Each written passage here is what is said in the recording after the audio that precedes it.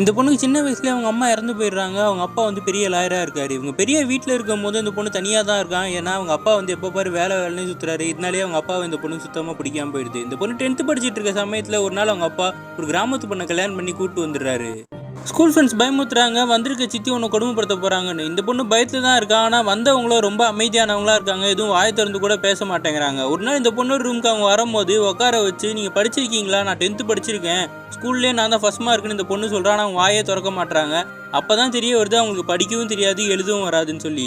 இந்த பொண்ணுக்கு 10th hall ticket வாங்க அவங்க அப்பா கையெழுத்து வேணும். ஆனால் வெளியூரில் இருக்காரு. இவ வந்து நைஸாக போய் சித்திக்கிட்டே நீங்கள் வந்து கைரேகை வச்சா போதுன்னு கேட்குறா. அவங்க வந்து எனக்கு என் பேர் எழுதுற அளவுக்கு எனக்கு தெரியும்னு சொன்னவனே ஆச்சரியமாக பார்த்துட்டு இருக்கா.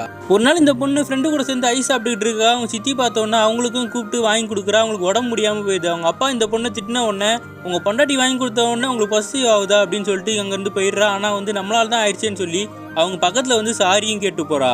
இந்த பொண்ணு ஸ்கூலில் டான்ஸ் காம்படிஷனில் கலந்துருக்கா. லேட்டாக வரும்போது அவங்க அப்பா திட்டுறாரு, ஏன் இந்த மாதிரி லேட்டாக வந்துக்கிட்டு இருக்க, நீ டான்ஸ் காம்படிஷன்லாம் போக வேணாம், சீக்கிரமாக வந்துடுனோடனே எனக்கு பிடிச்சதை நான் பண்ணுவேன்னு சொல்கிறா.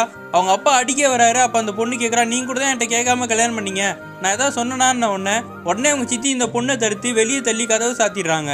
அவங்க அப்பா கிட்ட அவங்க சித்தி பேசுகிறாங்க, அவன் நல்லா படித்த பொண்ணு, நல்லா அறிவாளி, டான்ஸில் இன்ட்ரெஸ்ட் இருந்தால் அவள் பண்ணட்டுமே, ஏன் தடுக்கிறீங்கன்னும் போது நீ குறுக்க வராத, அவள் சொல்கிறதெல்லாம் நான் கேட்க முடியாதுன்னு இவர் சொல்கிறாரு.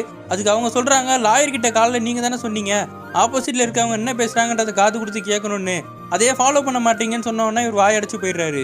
இந்த பொண்ணு நம்ம சித்தி நமக்காக பேசுகிறாங்களே, நம்மளுக்கு ஆப்போசிட்டாக இருப்பாங்கன்னு நினச்சோன்னு சொல்லி அவள் சந்தோஷப்பட்டு போகிறா.